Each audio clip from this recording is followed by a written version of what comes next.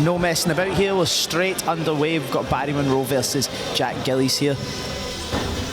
So Barry's someone I've actually trained with myself. Tricky game. I don't know a huge amount about Jack, but I've heard that he's a really solid grappler. He's at 10th Planet Glasgow, so he's going to be well prepared here. And both guys are probably quite weird grapplers. Yeah. Go for quite high risk stuff, especially most of the stuff I see from the 10th Planet system. But knowing Barry and having tried, as we can see here, going for that kind of flying triangle entry there.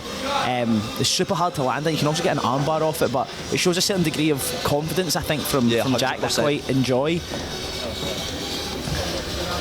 Barry's trying to enter into the legs here, but really strong kind of crossface from Jack.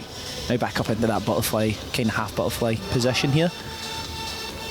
See, Barry's got the C grip on the back. He's going to use that to kind of leverage Jack over.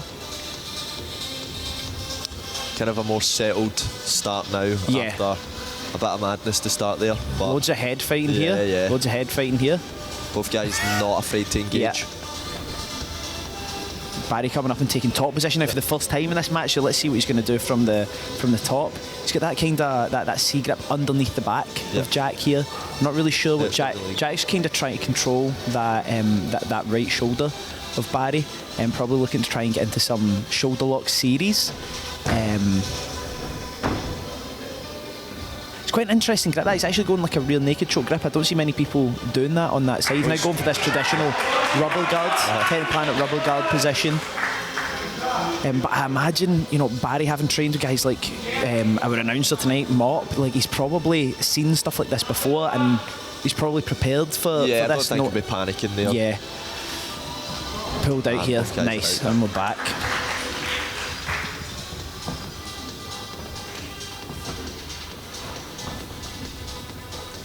And he's went again for that. Barry's went under for the leg. Now on top. He's trying to sit into a single leg X position there. He's going on the leg lock, but just broke the kind of hip line there. As soon as you kind of get your knee out of that hip line, you're in far less danger. When it comes, you can't. It's not to say you can't not get leg locked. Yep. But he's now in a straight ankle lock, switching to the heel hook now. But Barry just pulls back out again. Yeah, you can see Jack really attempting to kind of go for the kill here. Yeah, I think he's definitely slightly more aggressive. And that might be, Barry's had experience on other, invitational grappling shows, similar setup to this. He's probably competed a lot more from what I know. So maybe Jack's coming in, not many people know who he is, so he's almost trying to prove a bit of a point here, which you can understand, and that's how you end up getting onto future Evolution of Combat shows for more matches also, so it makes complete sense. He's got, I knew he was going to, as soon as he sat up on that double underhook there, that was pretty obvious what he was going to go for. It was a really nice finish there on that kind of body lock takedown. Now Barry's actually got his leg, as you can see, he's actually holding his own leg in a kind of almost rubber guard style entanglement there. He could potentially turn around for the omoplata, but it seems that the arm position of Jack there was quite strong. Omoplata being a shoulder lock, you kind of really need them turning over into that position to get it. But he's actually going for the back now, Jack. If he can get Barry to bridge. Stephen Clark's just moving them back into the centre just now. Just resetting the position. Obviously with the cage, it adds in a different dynamic for these guys, maybe if they're used to kind of grappling comps on the mat and stuff like that, you obviously don't have that cage there, so it can be interesting. We've seen a few good matches on the last EOC with folk really utilising the cage very well. And the thing is, the cage brings a different atmosphere. When you go into cage, and it's not to say that jiu-jitsu isn't fighting, it's a style of fighting, but when you go into cage, you go in a cage to fight. It has a different feeling altogether, regardless of whether you're doing K1 in a cage or whatever. You get a totally different feeling from it. So we're still kind of stuck in this side control position here. Barry's, I don't know if that was him waving at the camera there, but it was quite interesting. I feel like Jack's sitting really high on that. So he was, Jack trying to get into the mount position now. Barry turning over just to try and stop that. He's got him in that half guard now. it's not like a full half guard. He's kind of just blocking the position. There's not a huge amount he can do from there, especially with that strong top position. Not his only option, but he's pretty much forced to have to roll in that position onto his belly. But Jack's using his foot there to kind of split the hips and almost slide into mount position. We'll see if he completes that. He's completed it. Yeah. So as you can see, he's actually looking to set up potentially an arm triangle position, I would imagine. He's just walking that arm up. He lost a little bit of that there, but you walk the arm. He's actually looking for a triangle choke.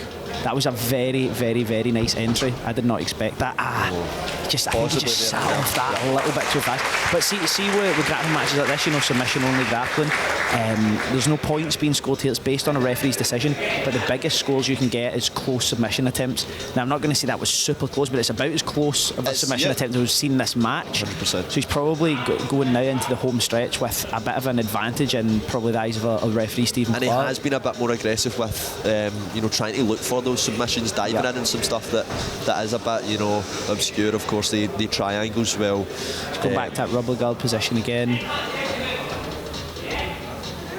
Don't try this at home if you don't have ridiculously flexible knees, as you're probably going to have to get a sick line from your look.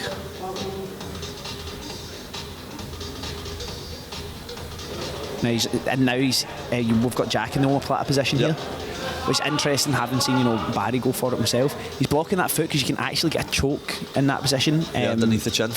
So it was made famous by Nick Diaz against Takanori Gomi. Smith him with the go-go plata. Stephen Clark stopping them again just to move them back into the centre.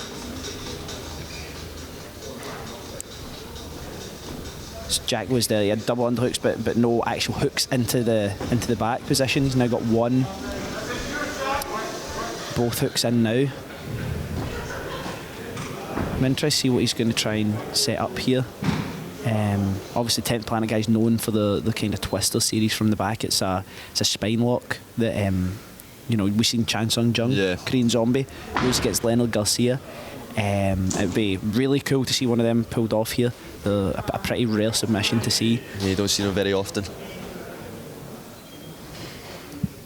Kind of blocked a little bit here in our view, but it looks like he's just trying to knife his hand underneath the chin, looking maybe to secure some type of a rear naked choke. Yep, I think that's done. There we go. That's done. Nice and tight. Barry looking to tap. And Jack wins by rear naked choke. Really good match there. First match there, honestly. Yeah.